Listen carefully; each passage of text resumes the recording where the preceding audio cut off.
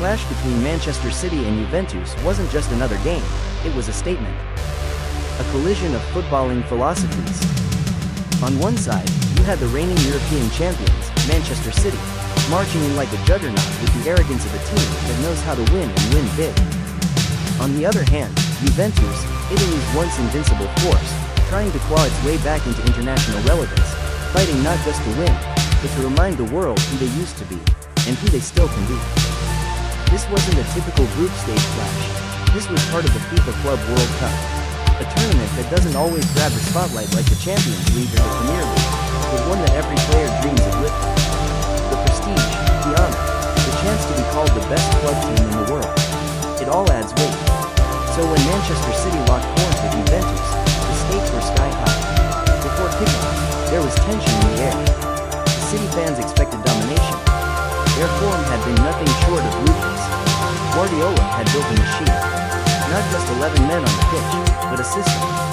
A system that grinds teams down, suffocates them with passes, movement, and high pressing until they collapse. Meanwhile, Juventus fans clung on to hope. They weren't the favorites. Not by a mile. But they had their pride, their badge, their legacy. And in football, legacy sometimes finds a way to bite back. The match kicked off with intensity. From the very first whistle, Manchester City showed why they are one of the most feared teams on the planet. Their midfield triangle of Rodri, De Bruyne, and Bernardo Silva started dancing around the Juventus press like it wasn't even there.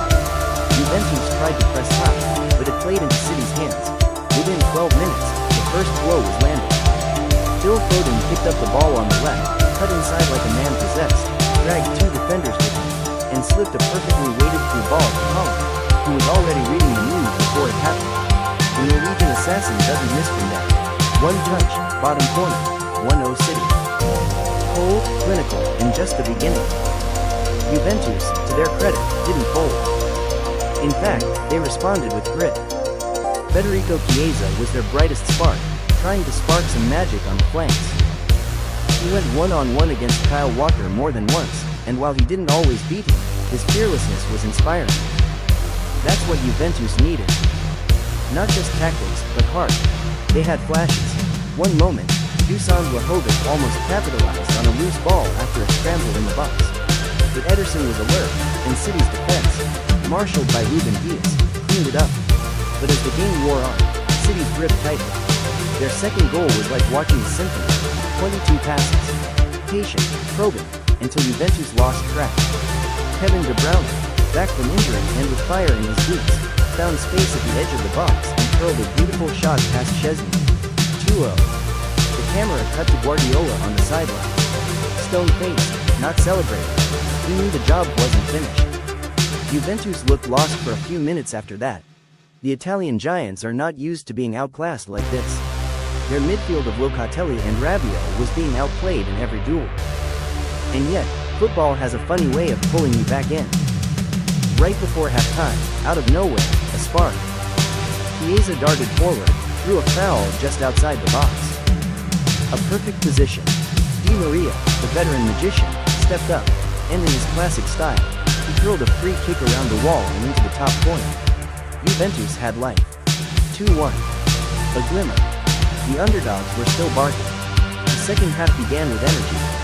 Juventus looked like a different team for the first 10 minutes. The equalizer felt close. But hope is a dangerous thing against Manchester City, because they punish hope. And they did, yet again. This time, a corner kick routine that's become textbook City. Short corner. Foden back to Bernardo Silva. Quick touch inside. Cross to the near post. Ruben Dias rises and bullets the header in. 3-1. That was the dagger. Juventus didn't recover after that. You could see it in their body language. Heads dropped. Passes became sloppy. Fouls increased. Their spirits slowly crumbled. City, however, weren't done. The fourth came through a dazzling solo run by Jeremy Doku. The Belgian winger, brought on in the second half, sliced through three defenders like they weren't even there and calmly slotted the ball under the keeper. 4-1. Juventus were now spectators in their own defeat. But let's not ignore the emotional weight of this match. Juventus fans, it wasn't just about losing. It was about watching their club be dominated. About realizing that the gap between them and Europe's elite has widened. There was sadness. There was anger. There was longing for the days when Buffon, Pirlo, and Del Piero roamed the field and Juventus feared no one. For City fans, it was joy mixed with pride. Because this isn't just a team, it's a dynasty in the making.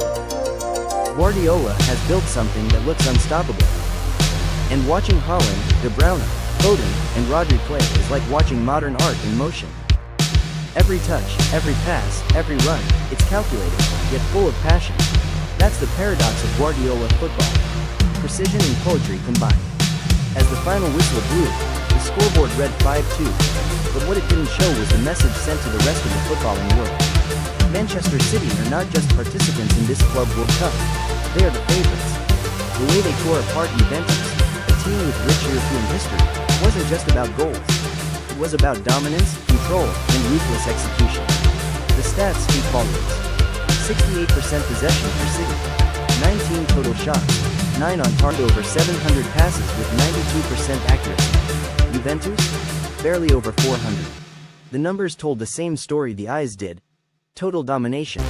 And if you look at the key players, it's almost unfair how deep City are. Haaland scored and caused havoc. De Bruyne controlled the tempo and chipped in with a goal and an assist. Rodri was everywhere, intercepting, creating, tackling. Foden danced through defenders like they weren't there. And let's not forget Ederson, his calmness at the back, starting plays like a midfielder. Juventus had bright spots. Chiesa, as mentioned, was tireless. María gave them that one moment of magic. But collectively, they were outdone.